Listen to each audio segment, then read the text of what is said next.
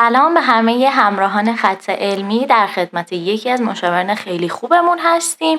قراره که امروز توی این قسمت از ویدیومون به همون بگن که بچه‌ها باید چیکار کنن که تمرکزشون حین مطالعه بیشتر بشه.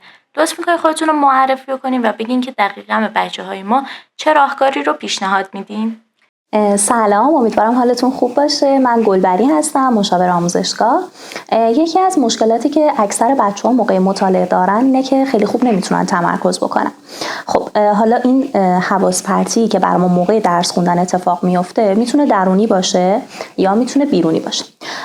بیرونی مثل حالا سر و صداهایی که تو اطراف هست، رفت و آمد اطرافیان، تلویزیون، گوشی موبایل، اینها میتونه واقعا حواس ما رو موقع مطالعه پرت بکنه.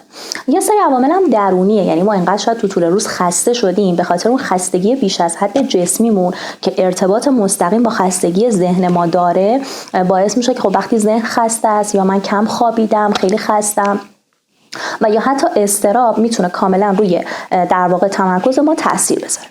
حالا نکته‌ای که هستش، یه سری نکات و تکنیک‌هایی رو ما میتونیم رعایت بکنیم موقع درس خوندنمون که بتونیم با تمرکز بیشتری درس بخونیم و عملاً اون درس خوندن کیفیت بهتری رو داشته باشه. یکی از نکاتی که هستش، خب ما گفتیم یه سری منشأات درونی دیگه، یعنی یه سری افکار میاد توی ذهن ما موقع درس خوندن که حالا یا میتونه افکار مربوط به گذشته باشه، یعنی من انقدر غرق میشم تو افکار گذشته‌ام و دوچار حتی یه سری نشخوارهای ذهنی میشیم و گاهی هم میتونه واقعا افکار اضطرابی برای آیندهمون باشه. مثلا دارم درس میخونم ولی همزمان فکر میکنم که اگه نتیجه آزمونم خوب نشه یا مثلا تیزهوشان قبول نشم چه اتفاقی میفته. لطفاً افکارتون رو موقع مطالعه که میاد توی ذهنتون یه جا یادداشت بکنید و بنویسید بعداً بهش فکر میکنم و برید ادامه بدید درس خوندنتون. اما حتما یه بازه‌ای رو مشخص بکنید بعد درس خوندن که این افکاری که نوشتید تکلیفشون رو روشن بکنید، چون تا زمانی که تکلیف این افکار روشن نشه همچنان توی ذهن شما هست و هر بار که دارین درس میخونید میاد تو ذهنتون. حالا بعضی از این افکار رو میتونیم تغییرشون بدیم، بعضی از افکار هم خب واقعا دست ما نیست تغییرش و کافیه که اونها رو بپذیریم.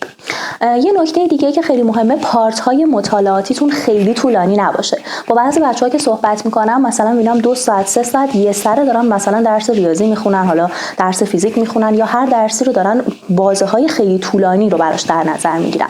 ببینید ما ابتدای پارت های مطالعاتی تمرکزمون بیشتره و این هرچی میره جلوتر خب ما بالاخره خسته میشیم و اگه بین این پارت ها ما استراحت کافی نداشته باشیم و یه سره من 2 ساعت 3 ساعت درس بخونم، قطعا اون آخراش بازدهی که باید دیگه درس خوندن من نداره.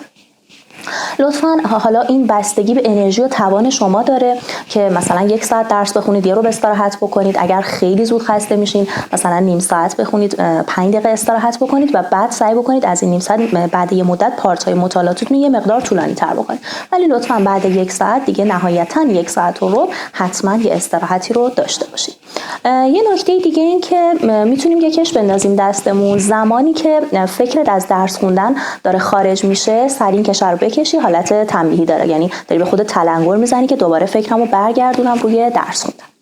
یه سری عوامل هم هست که خب واقعا تاثیرش انگار من اون لحظه شاید متوجهش نمیشم ولی خیلی غیر مستقیم واقعا تاثیر میذاره، مثل اینکه خوابمون کافی باشه یا تغذیه مناسب داشته باشین، ترجیحاً شام سبک بخورین و حالا ساعت خوابتون یعنی یه خواب مفید و کافی باشه، ساعت کم نخوابید. قطعاً اون خواب کم شما استرستون رو زیاد میکنه تو طول روز و نمیذاره خوب تمرکز داشته باشید.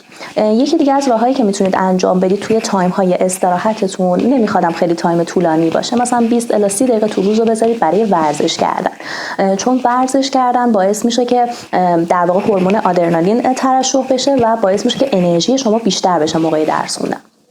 و البته که حرکات خیلی سنگین هم نیازی نیست انجام بدید. میتونه دراز نشست باشه، میتونه در واقع پیاده روی باشه، حتی موقعی که نشستین دارین درس میخونین، چون ما ساکن هستیم و ساعت طولانی رو همینطور نشستیم و داریم درس میخونیم. یه سری حرکات کششی میتونه خیلی کمک بکنه و در واقع باعث میشه که اون اکسیژنی که باید دوباره برگرده تو بدن شما و انرژیتون زیاد بشه.